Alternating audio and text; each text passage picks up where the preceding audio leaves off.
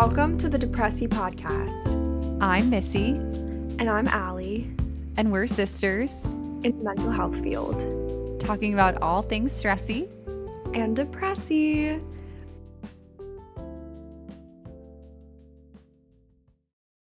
Oh my gosh. Well, first disclaimer, of course, this is just for educational purposes and for fun purposes. We're not mental health professionals yet. Like, we don't have we're our getting closer.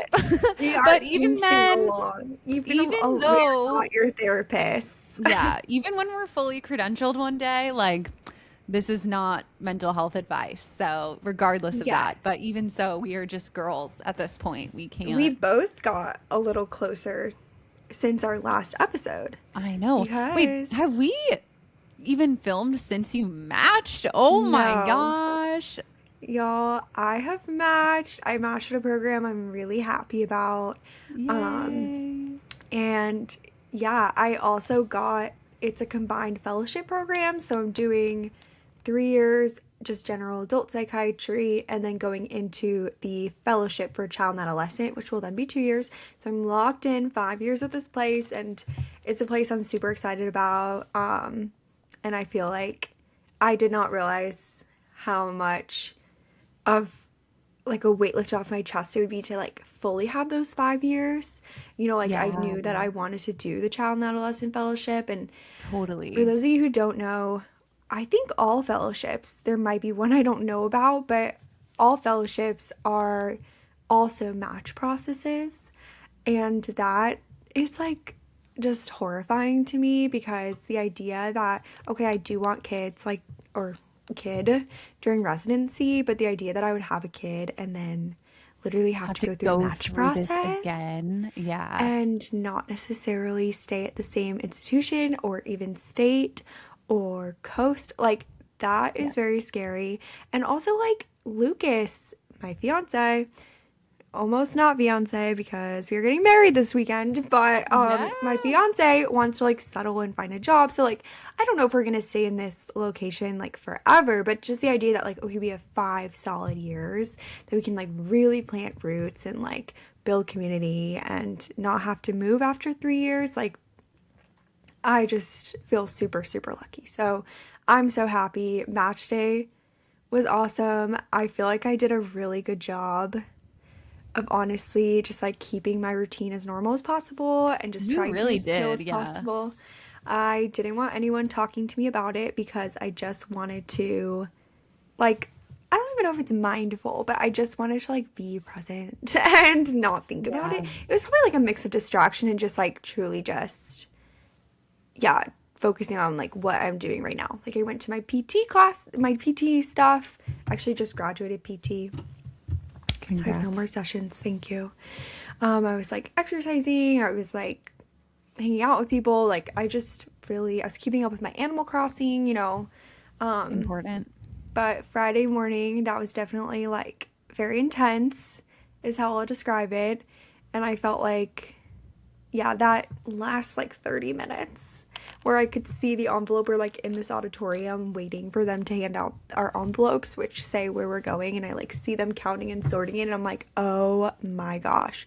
And I'm also like checking all our family's location, because my mom and dad, and then Lucas, and then a couple of my friends were meeting up with us to like open the letter together. I was like checking their location, making sure they were okay. Of course, we have some stragglers, but everyone was there. I think my cousin was actually running from clinic. She was late. That wasn't her fault. But I opened it up and I really, really was happy. So yeah. Yay! I can't so believe happy for you. That's over. And it's kind of interesting because I do feel like, okay, I was definitely like super happy, overjoyed, thrilled. Like, I felt so blessed in that moment. Like, wow, we have our life figured out for the next 5 years. Like, that's crazy. But because I didn't let myself get like so high and anxious and like crazy, I feel like it wasn't like this huge wave of relief and excitement and joy. Just because I didn't like let myself get too crazy beforehand, like really focused on keeping my emotions leveled as much as possible, that it's not like, oh my God, like I feel like there's been times like opening up like my college stuff, like college acceptance or whatever, like that I was like so Yeah. anxious about, like that felt like truly just riding like a crazy wave, but like it was very happy, very exciting, but I just, yeah, it was You're different so than how I zen. expected to feel. Yeah, I felt kind of zen, even though it was like intense. Yeah. Yeah. But it was very, we're very happy. And then the next week, literally a couple of days later, so that happened on a Friday. And then a Tuesday, Lucas, my fiance, defended his PhD. So he is now a doctor of physics. So he's done with that. He's looking for jobs near where I'm going to be in residency. And then the next week, Missy defended her thesis, gave her Yeah. dissertation talk on teen mental health and social media use that we went to. Um, it's really sucky because clinical psychology PhD is the only one where you defend your dissertation and give your talk and, you know, hand it all in and you pass, but then you still have to do one more year of clinical Yes. internship, which you all know she matched for a clinical Yes. internship. She has one more year of that, but is not like doing any more like research, you know, or classes like towards Yeah, for her my PhD. for her Yeah. PhD. So like she is a doctor. She just like isn't officially a doctor for like the I next year, know. which is I so know. frustrating. I want to be like, and now she's a doctor. And But people are people like, say "Can that I about me call too. you doctor?" And it's like, "No." I Um, know. because in People say every that other about, yeah. PhD, you get your degree when you upon passing your dissertation defense. Yeah. Yeah, I was gonna say people say that about me too. Like once I match, they're like, "Oh, now you're a doctor." I'm like, no. I mean, mine's much quicker. I will say, like, I don't really have. I have very minimal things to do before graduation. Um, no like class or like substantive things. I kind of had my Yeah. last day of that today actually, which is just I'm in this DBT class and observing. But then yeah, I will be graduating in May, end of May. So nothing, no more education happening, but I'm not a doctor yet. So I was joking around with Lucas that like when we're on the plane, because we're going to our honeymoon in Japan, when we're on the plane and they ask if they ask for like a doctor, I'm like, well, I can't get up, but you can. Like, True, I'm not a doctor true. yet. Oh my gosh. Yeah, I would that know. be like malpractice to like intervene without yet having No, your MD? You could because help. there's like, well, it's kind of like a Good Samaritan law actually, where Right. you can, of course, they like want someone, they would prefer the most senior medical person Yeah. with the like you want like an ER doctor or like an anesthesiologist like to be there on the plane, right? Like but Sure, sure. anything below that, right? Like If you could possibly be of use. Okay, I at the see. very least I would want some random person who can at least do like CPR, right? Like there's like obviously gradations of like okay, like Yeah. what so honestly if there is a medical emergency, I feel like I can like I'm not able to run a code, but I'm able to kind of Sure. like run things through things like can we get blood sugar? I don't know. There's also Yeah. very limited things you can do, especially like over the Atlantic Ocean where we're flying. I think we're flying that way. I don't know if we're which way over the world we're flying, but we will I be want over an to ocean. Yeah. Huh. One I ocean. almost want to say that you're flying. Do you fly over the The Pacific? Because you Pacific. pass If that Hawaii. feels more right. That feels more right. But I don't know what's So like the closer way, actually. I Yeah. don't know.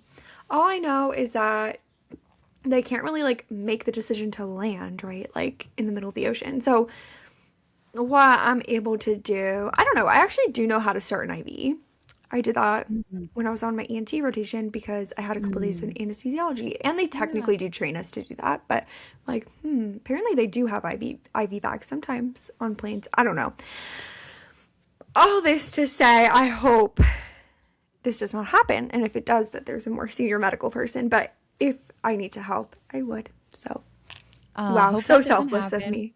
But yeah, it's so funny. I feel like back to the like so much happening for us. I feel like something that we've been talking about is that um this is like the best problem to have ever, but like frequently I get people coming up to me saying, "Congratulations."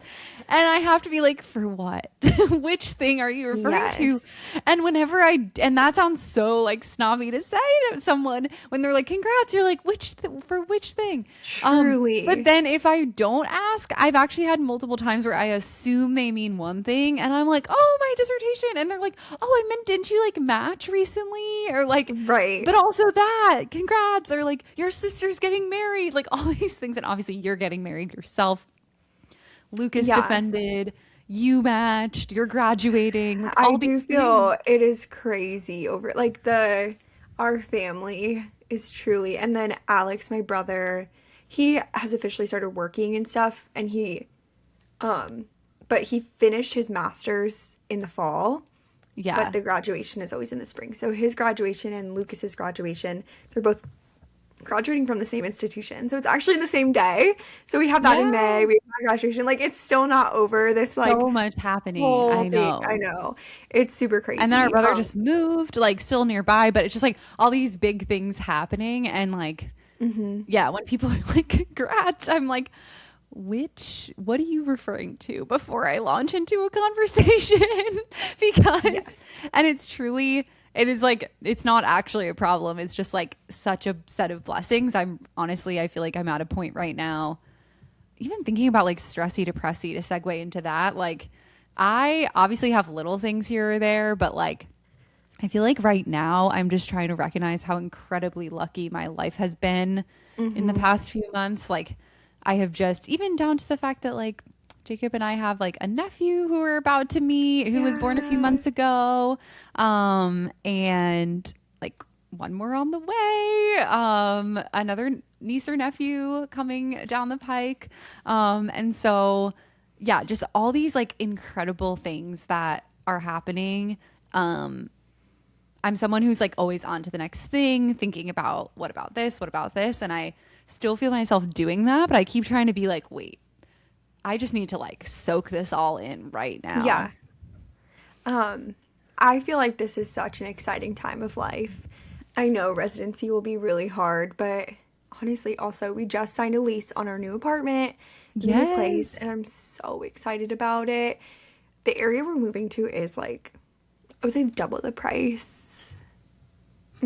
Okay, just under double the price of our current apartment. Yeah. Maybe, yeah.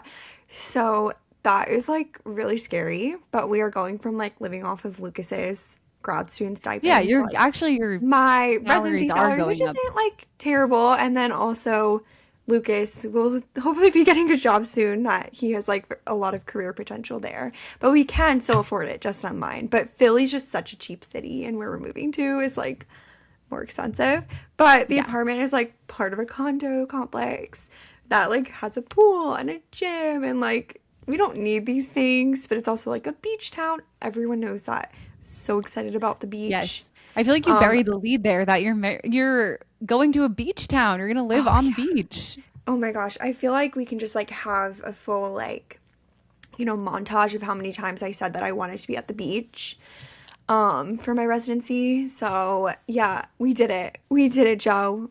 Like I am going to be on the I beach. I'm going to be can't. like a 10-minute drive, I think, from the beach, which is amazing. And it's a town that like you have private residents have private access to the beach. So, along with, the Yay. other beaches around. So psyched. I feel very, very lucky. Um, but One yeah, sec. I think I anyway. need to tell Jacob that we're recording because he's coming home. Sorry. Continue. Okay. I was just gonna say, anyway, we signed on this lease. Um, and I'm just like very excited about this. So I feel like it's like Yeah. overriding any like fears and anxiety I have about residency, which those are Yeah. definitely there. But I'm like very excited to move to this new place. But I'm gonna miss Philly. I don't know if I've ever said I'm in Philly. Yeah, I I think you probably have have. said, I think you have But said that you're in I Philly. love Philly. I've been here 9 years. So it's gonna be so weird. It's like my whole adult life. I love Philly so much, but I'm definitely ready to leave. But I kind of like want to give the city like a big hug. Like, Yeah. thank Yeah. No, you. totally. I'm Yeah. excited for you. I think I predicted this was where you're gonna match. You I can just know. like This I is can predict so baby wild. genders, like I can predict. I had this crazy feeling come over me and I called you and I was like, I just need you to know, like, this is the place I think you're gonna match. And And then it's so, yeah. I remember that. I remember you called me and I was in the TJ Maxx. And then yeah, the other thing is that my mom, I don't know what she never does. Like, I feel like she's not the person to like just generally do this. But I remember it was like a day or two before I matched. She was like, I have a feeling of where you're going to match, but I'm not going to tell you because I don't want it. It's not like where I want you to match or not want to match or like yeah, where I think you want to match it. Like she didn't even really know my list. So yeah, like I don't think I ever told her my full list. Like I really yeah. didn't. So she said she had like told dad or something that Oh this my is the gosh. place. Was it the place that you matched? Mm-hmm. And then Okay. then the night before I was like, Lucas, where do you think I'm gonna match? And he's like, I don't know, I don't know. My mom did not tell me where she thought I was gonna match. You had told me, but it was like months ago. Yeah. And I had no reason to believe anything. I didn't get any like likely letters from this place or anything. But I was like, we're gonna say on the count of three. 1, 2, 3. And I said the place that I ended up matching. Lucas said a different place. He was like, what, really? And then I opened it up and it was the place I thought, you thought, and my mom thought independently. So Wow. it is kind of wild. And I did have a good interview, but I had good interviews at other places. Like, so I have Yeah. no idea. It just was where I feel like I was meant to be. So we shall see. Um, yeah, sometimes I feel I get a feeling wash over me and it's not based in anything. And it's probably also biased. Like there might be times I get a feeling and then I'm wrong and then I'm like, whatever. But sometimes you get a feeling and you just feel like, Yeah. I don't know. But I'm so glad for what ended up working out. I feel like if it's all right with you, we might just skip over stressy depressy to get to our main Main topic topic. I today. think that Yeah. that's fine. Yeah. And I almost feel like, yeah, that makes sense in terms of like flow. Yeah. Um, okay. Do you want Okay. to introduce the topic? Yes. Okay, I'm smiling, but this is like a hard topic, but I feel like it's important and I do want to talk about it.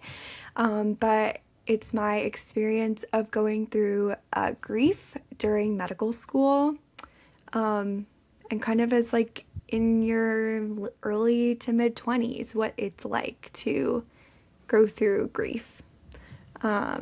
So for backstory, I'm gonna just say what I call her, which is a nickname that has nothing to do with her name, truly. But we would call each other Doug. And that is because we watched the Gabby Douglas movie when we were like sophomores in high school. It was kind of cheesy and funny, but there was like a lot of great lines in it that we would like quote to each other. And then eventually, somehow, we started calling each other Douglas after Gabby Douglas. And then we just started calling each other Doug. But then it just totally left from like the original meaning. Like it doesn't have to do with Gabby Douglas anymore. It just has to do with the fact that we would call each other Dougs. So she was my Doug, and she was a high school friend. And I found out on like during orientation at med school, so like my second or third day, I got a text from her mom that she was in a coma. And they weren't really sure what was going on at that point, but the idea was some kind of encephalitis, meaning like inflammation of the brain. And, when you're like starting med school, you're like all in and you're like really focused on what is to come because you're about to like drink out of a fire hose in terms of information. And I had just met like some of my friends, right? Like, and friends, I don't even know if I could call them that at the time, right? Like I just met them like 1 or 2 days ago, but you form your little group of people and I was sitting next to them and I get this text in the middle of like a mandatory session and I like fully had a panic attack and I would say, and I like ran out of that auditorium and I remember like I left my stuff behind. I just had my phone and I was calling everyone, and like with so little information, I just had a feeling she was gonna die. And I remember telling everyone Doug was gonna die. And like, I don't know why I thought that given the information, and I remember feeling silly that I was like having this strong reaction when I didn't know anything concrete, but I really felt like I just had this feeling that like this was really, really bad. And then, my friend texted me, "Hey, do you want your stuff?" And she brought it out. But yeah, this journey kind of starts with her and eventually being diagnosed with autoimmune encephalitis, and progressing from a coma to a vegetative state, but never any further than that.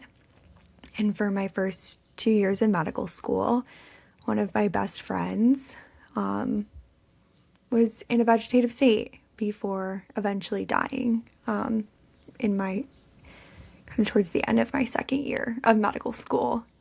And that is like probably the hardest thing I have ever gone through.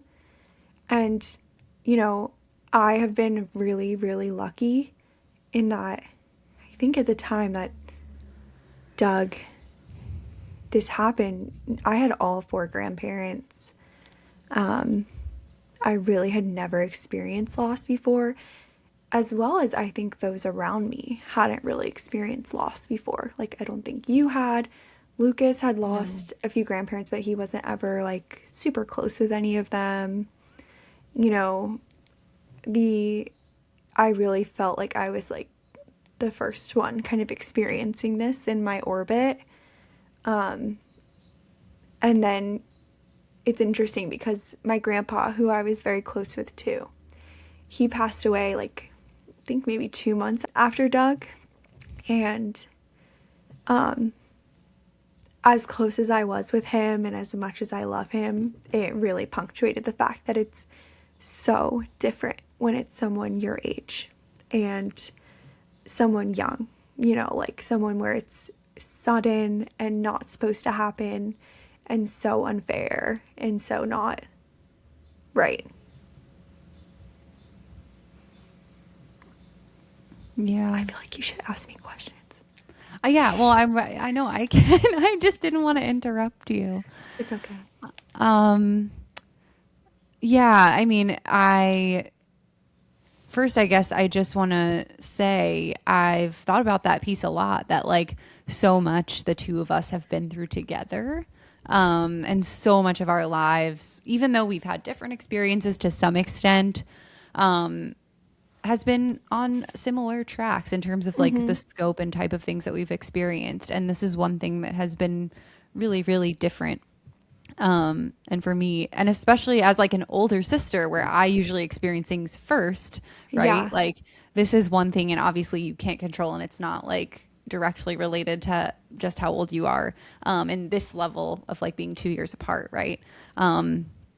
That this was something pretty big that you've gone through that I've just never been through. And I've tried to like understand through you going through it. But can never fully understand and like just recognize that. Yeah. Yeah. I think so. She was away at her job in Seattle when this happened. So for a while she was there and I was on the East Coast, and they eventually medevaced her or flew her somehow back to, the New York, New Jersey area. And I would go visit her and, at times like be there, if her parents weren't able to be there that day, and really spend time with her. And it was like just horrifying, the whole experience, in that she really, I don't want to remember her as being in that place, right, in a vegetative state. like you can definitely, I remember caring for her body, right? And like I wanted to do that, whether that was like brushing your hair, putting on lotion, or, you know, when you're in a vegetative state, you can't always like control your temperature. So like just like having images of her like in a bed and like all of a sudden profusely sweating until like a, you know, try to like wipe her off, or like, you know, she would have like a lot of secretions she wasn't able to swallow. So like helping, you know, she was at one point like in a rehab center. So I would like, the nurse is like 80 patients or something. So I'm like, I learned how to do the suction. But I would say the whole time I felt in my heart that like she wasn't in there. Like, and that I was doing this because I wanted to be there with her and her family and care for her body, but I never felt like when I was there with her, I was connecting with her. And this was a different experience than my friend who was also close with her and would go visit her and really felt like there was going to be a recovery and felt that she could hear us. And it's not that I would say anything that I wouldn't want Doug to hear when I was in that room. In fact, I would like talk to her and play music. I watched movies with her.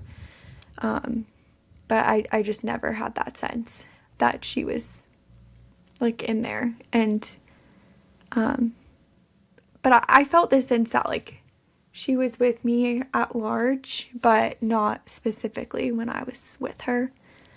But I think, Yeah, sorry, go oh ahead. yeah, what were you gonna say? I was gonna say, because you just alluded to your other friend who, like you three were kind of all like a friend group. And so it's hard to like, without naming these people, get it all straight. But there's Doug, who obviously is your friend who ended up passing away. But then there's you, and then another friend in that mix who was able to go visit and had, like, in some ways could have a similar experience, right? Of having gone through this thing that's so specific and Right. not so common at your age, but also had a pretty different like way of We processing it had throughout. such a different way of processing it. And I think I feel the closest to Doug when I get to talk to her about her, or when I'm with her family and other people that love her. But my friend's experience was very much, one, that she was going to get better, and two, that she didn't really want to talk about it. Like, she would go visit and we would talk about like concrete things, like planning to visit her. And Mm. when we were there, we talked to her, but outside, like if I was at dinner with her, she's like, I don't really want to bring the mood, like I don't want to think about that right now. But it was like all I could think about. And I'm Mm. sure she was thinking about it too. It's just we it like it was just so interesting. I think we just had to let each other grieve so different. And I think like I remember her passing. I remember right before she passed. Like it was so wild because we had just like this friend and I had just went over and we actually painted Doug's nails, which is like a very sweet memory that I will hold on to forever because she died very shortly after, and she at her funeral still had, you know, the nail polish on that my friend and I had put on her. And I remember we were talking about something and not really like including Doug in the conversation like we usually would, like being like, oh, and Mm. Doug, by the way. It was just like my friend and I talking, and she was like, well, I feel like we need to, like, we should include Doug more. And I'm sitting there like, she she's not here with us. Like, that's how I felt. And again, I don't know if this is how the family felt. Like, I like always took their lead in conversations. But that's how I felt, and not that I would ever say anything disrespectful again in front of her. And but I'm like, we're here to take care of her body and to like bear witness to this and be there for her and her family. But yeah, so I thought that all of this would make it easier for me when she did die. And that just like wasn't the case. Like I think my brain thought, like when I'm looking back, the way that I was so sure she was gonna die and so felt like she wasn't there, whether or not that was true, I really feel like that was my brain trying to protect me from what might happen, and that did happen. But the worst grieving I did was after she died. I mean, I can still remember like getting that text that she had died and like being out and just like feeling like the wind was knocked out of me.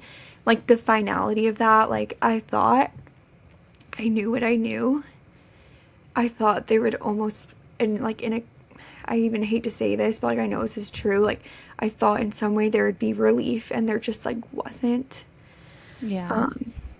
And yeah, that was awful. And going through grief, I felt like I was like on an island that no one could understand what I was going through, and all I wanted to do, like I just remember being like, all I want to do is like make new memories and like talk with Doug, and that's like not possible right now. I felt so angry that like I couldn't, there was like no place to put this. Like I just felt like I was like on an island by myself. And again, kind of contrasting that to then my grandpa's funeral, it's like I was in the front row, you know, I'm like speaking at his funeral.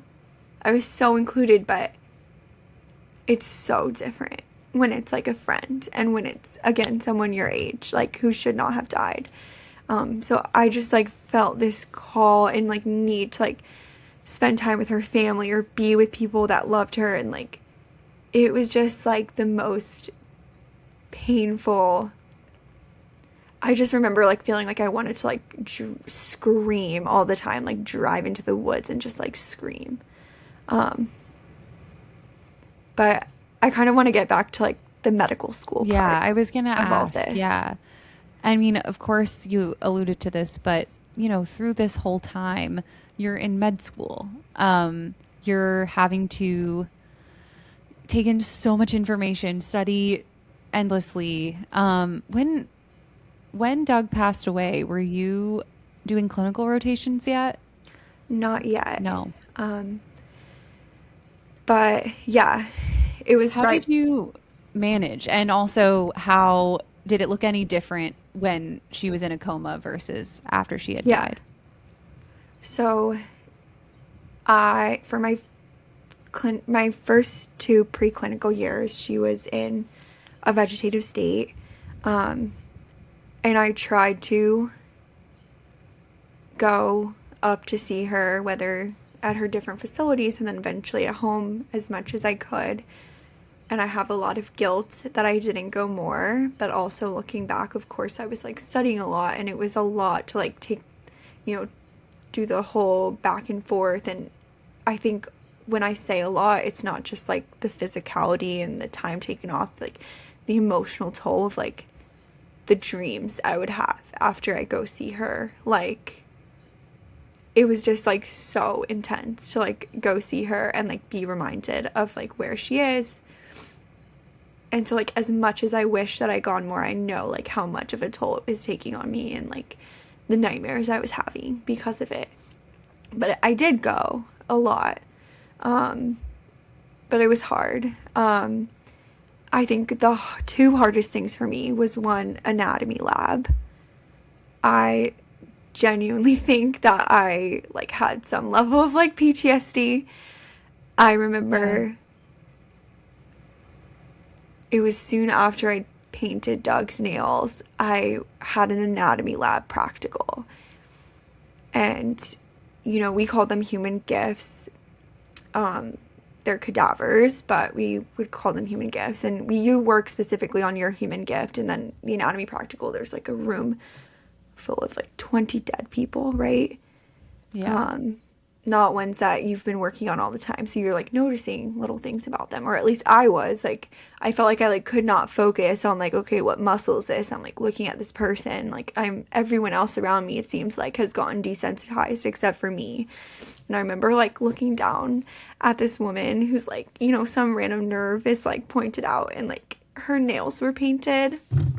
And I remember just like genuinely almost starting crying in the middle of my practical because I'm like thinking about Doug and like how I just Yeah. painted her nails and she hadn't died yet, but I just like it was really hard for me to be around these dead bodies during this time where I felt like my friend was dying like in front of me or like had already died. It felt like. Yeah. But just thinking about, yeah, these were people and we're just like labeling their muscles and their organs, and that was really hard. I felt like it was like I couldn't get out of anatomy lab quicker.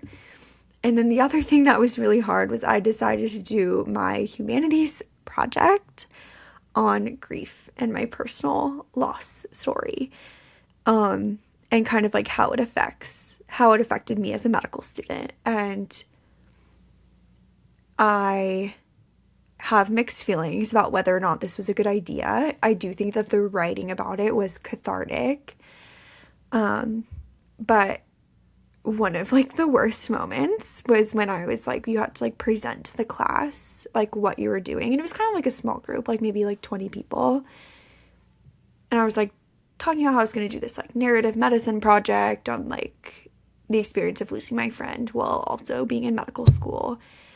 And one of the like facilitators asked a question about like clarifying, and I just realized I literally broke down crying in front of this room, and it wasn't just like a little bit of tears, it was like full on panic attack crying, like not being able to breathe. And I felt so out of control, and I was like, it was like so embarrassing, but like I don't want to be embarrassed like on the outside, right? Like I Yeah. know that I was like so just traumatized by this whole experience, but I'm like, I don't know if that was a good idea. I felt like it was too soon if I am thinking back on it. Yeah. But at the same time, I'm thankful for like what I wrote during that time. I just don't know if I was ready to like share it during that time. But then of course, like there's like deadlines, and like every single time I had to like sit and write about this, it was like now I'm thinking back to that moment where I like had a panic attack in front of other people, and then of course like right before the deadline for this like final thing that we had, Doug died, and I like could not submit it. Like I genuinely could not submit it, and they were like reaching out to me like, please submit it, and I eventually was like, she died. I'll submit it later. I'm sorry. That How whole were they with thing, that? they were very understanding, but I just think I was so embarrassed through the whole thing Mm. that I was like gonna do this project and then like could not get through it. I would say that those were the hardest parts. And then she died right before my third and fourth year, which is when I went into clinicals. And I will say that is where like there was this like duality of like how grief affected me. So like on the one hand, when I saw these like young patients and there was any like concern for an autoimmune encephalitis or like a new onset random symptom that was very quick and progressing very quickly, I thought of Doug, and I would almost like feel my heart racing so quick and panicking, and I like wanted to like leave the room. Like I just felt awful. And that has definitely gotten better, like for sure. But when it was like fresh, like that summer, and Yeah. I would say my third year, that was really hard when there was a patient that reminded me of Doug. And again, I'll contrast that to when there was a patient that reminded me of my grandpa. I got this like warm feeling in my heart of like Yeah. being able to help this person, but it was like so panic inducing to have someone But I will say on the other side, like now experiencing grief, I feel like I am in this whole new world that I never knew about. And the ways that I can connect with people that are going through something horrible in the hospital is so different than how I would be before. Yeah. And like, I'm sure you can learn these things, but I can think of like a lot of examples where one, I'm like the first person to like jump in and try to comfort patients who are in pain or feel like they're suffering. Like there's like one ICU patient that is just like so sad to me, and he did end up passing away, and he was this young, like young 20 something year old who had this super aggressive cancer and was on a ventilator and kept like vomiting on himself, and it was like coming out his nose. Like it was, I like could not stand it. I would stand in his room just so I could be there to like hold his hand and get the napkins to immediately wipe him up. Like I just like knew what caring, I no longer this like idea of like being grossed out, like Yeah. had like or like nervous or scared around people who are like suffering or dying. Like I had like been completely like exonerated of that, or like that has completely left me in these moments where like I cared deeply about patients. Like this idea of like seeing them as humans and who they are, and like not being like defined by what the situation is. Like I feel that that ability is like new and something that I was gifted by being able to take care of Doug in like really Yeah. uncomfortable situations. And then the other, I feel like kind of superpower I've gained is just being able to like talk to families who are Okay. like the family members of people going through grief. Like I Yeah. remember, like I always ask them if they have like a patient in the hospital, right, who is like their family member, a loved one, especially if they're like don't look how they usually do because they're in the ICU or they have, you know, a severe chronic illness or had acute trauma.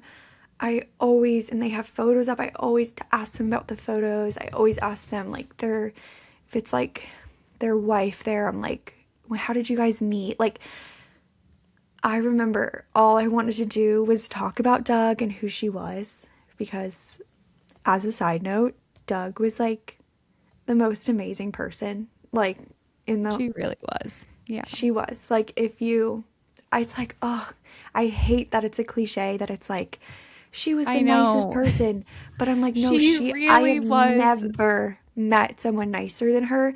And to this day, it's like, oh, I just met a really nice person. I'll be like, well, was she Was like she Doug Doug's nice? level It's of like, nice? oh, not quite. Like, and this was how we would talk about her, like even when she was When alive. she And was she was alive before all of this. so passionate, so loving, so loyal, just so like just had this like zest for life. But then she was also could be like unserious and funny and down to Yeah, she earth. wasn't like holier than thou. She No, was no. not at all. Like she was so accepting, so loving. I mean, I almost feel like I remember like, you know, growing up, the times where you would be quote unquote like annoyed at her would be like, "Oh, she's too nice about this Yes. situation." You Yes. know, like She that was was if there was tension, it was about that, you know? truly, she was the person like even in like, you know, early high school who would not want anyone to be left out, you know, even if Yeah. everyone else thought that person was weird or annoying for like honestly valid reasons sometimes. She would be like, "No, I really feel uncomfortable leaving them out." Like, and, you know, Yeah. as like a 13, 14-year-old, you're like, "Oh my gosh, no." Like, Yeah. but she just like always had that heart for like always doing the right thing. So whenever I meet someone who just like is doing something that they're passionate about or just like the nice, you know, like I just think about her. Like, and I'll always, when someone describes someone like that, I'm like, oh, I have a friend like that. I know what that's like. Like, um, Totally. but yeah, I truly love nothing more than like talking about her. So that is just something that I've learned talking with families or people that have lost someone, like my first question is just like, tell me about them. Like, what's Yeah. a story about them? How did you guys meet? Or what's something that annoyed you about them? Or like, Yeah. how did they show you that they loved you? Like, I feel like not just saying, oh, I'm so sorry, or how did this happen, or Yeah. you'll get through this, or they were such a great person, like really digging into like being able to like make space for that person still being present. And I feel like what I'll kind of end on is this kind of expansion of my viewpoint of like, I think I used to think of things like very black and white, and like I pride myself even like, going to med school and as a person being very Mhm. like analytical and rational. And I even felt that way like in the beginning of losing Doug, that, I didn't know where she was and maybe she had just disappeared forever. And her family was never like that. Her family always was like, Doug is here. Um, and like when she died, I would say within a few months, I really like embraced the idea that she is still with me. And I don't know what that means. I don't know if that means like it's because we remember her or love her, or because, she is somehow aware or like with us. Like, I don't know, but I do have this strong sense that she is still with us. Um, and I've worked on, not trying not to judge myself for those feelings, because Yeah.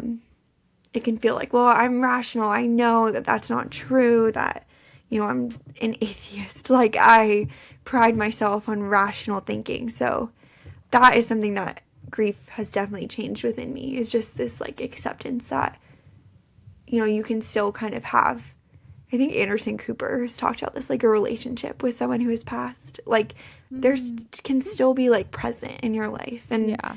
the ways that I find that is like, I think it used to be like a horrible thing when I had a dream about her, because it would often be like really scary, and like something would always go wrong. But now I feel like she was with me like last night, like in my dreams, or like finding ways to honor her in my life, like really make me feel close to her. And so my wedding's this weekend, so I will be honoring her as much as possible. We're talking about her during the ceremony, the Yeah. song that the And the friend bridesmaids, officiating, we should say, is like the other the friend who friend, went through yeah, this with you, who is also very close with Doug, yes. which I think is just so special. Um, Um, and yeah, the song that the bridesmaids are walking down to is Rainbow Connection, which is a callback to high school when I had a crush on Lucas, and as girls do, we wanted to talk about him all day. But we needed a code name because we were in high school, so we called him Kermit, like Kermit the Frog. So Rainbow Connection is from the Muppets movie. We will not be having Kermit sing, but it will be just the the music. the music, right? But we'll have that. We're having a memorial table. She's like on the, program as a bridesmaid. She's on the website as a bridesmaid. Her parents are coming, and yeah, I feel like my big takeaway is just to find ways to continue to honor her in my life, and honor like how her grief has changed me, and to also try to be my best self, because the world is truly missing like someone who made the world such a better place. So like, I try to think about that in times where I'm making a big decision or a small decision of like, how would Doug act in this situation. Yeah, totally. Yeah. Um, I know you said that was going to be the last thing, but I did have Yeah, one more question for you. please. um, I was wondering if you feel like this affected at all what specialty you went into, or how you even thought about specialties as you were choosing. Yeah, that's a really good question. Um, I think yes, in that her death changed everything about me. So, like, it has impacted everything that I've done since this happened. Um, but maybe not in the way that people expect for this. So I went into med school thinking I was going to be an OB-GYN. Um, and I'm now doing psychiatry. And I don't think the reason, right, that I chose psychiatry is like totally because of Doug. But I think in her loss, I really wanted to focus on doing not like what I thought was best or what I thought was sounded the coolest or would, just pay the most or like Like the whatever. most prestigious thing, or yeah. Yes, be a surgeon. I like, where did I want to like find meaning in my life? And like what was really important to me. And I think that showed up in two ways. One was the fact that I didn't really like OB-GYN at the end of the day. I loved a lot of parts of that, but the surgery I didn't like. And to sacrifice so much for something that I wasn't truly all in it is Yeah. something that Doug would never do, and she would never want me to do. Because she was someone who like waited for the perfect job, and she did end up getting it, because she wasn't gonna settle. And with, I think also, I was kind of scared of like some of the judgment I would get in talking about like being a psychiatrist is not like quote real medicine, but I could hear Doug being like, that's so stupid. Like, what are you talking about? If that's something you want to do and brings you meaning, like, you shouldn't care about that. So I definitely hear her, like, encouraging voice and, like, the ways that I can truly help and be there for people, how she would, like, want and how she would honestly be, because her, like, whole life was just being there for people and, like, building people up. And then finally kind of, like, putting more emphasis on choosing a specialty that would allow me flexibility to focus on spending time with my family and friends, because Yeah. I think it honestly like took me out of this like tunnel vision of like just being in medicine and having that be my full identity. And I'm really glad that I'm going into specialty where I will eventually have a lot more flexibility and be able to like, the most important thing is just the people in my life. So, and that just centered that more. Yeah, I think that makes a lot of sense, especially having known her. I wonder about, I know you've like sort of flirted with anesthesia for a bit. And Yeah. it's interesting as I was hearing you talk, like I remember some of the things that really stood out to you about anesthesia was that this was the person who was really taking care of this person who Yeah. was under anesthesia, especially if someone's like fully under. Um, I remember you had an anecdote about someone like you can tell it about like yeah, the hair Yeah. braiding. Yeah. I definitely loved anesthesia for that reason. I particularly was doing my surgery rotation at a children's hospital. So, like, I mean, Doug was only like, what, 22 at the time that it happened? Maybe, yeah, I think she was 22. That's like child, right? Like, we can all agree. Um, and she was little. She was very petite. So I'm like watching these little bodies and Yeah. we're like tearing them apart, right? For good reason. Maybe they have appendicitis or a tumor or whatever. But Yeah. like at the head is like the person. And like I would look over and these pediatric anesthesiologists are just like the coolest people ever. I mean, people that work with kids are just like the best. And I remember like, your hair's like in a bonnet and it gets kind of like you're laying there for a long time and get a little mad. And I remember the anesthesiologist like taking out detangler and like combing through this child's hair and like braiding it so it would be nice. Like, and I just remember being like, oh, that's who's taking care of the patient. That's where I want to be. I honestly do feel like I still really resonate with that. Um,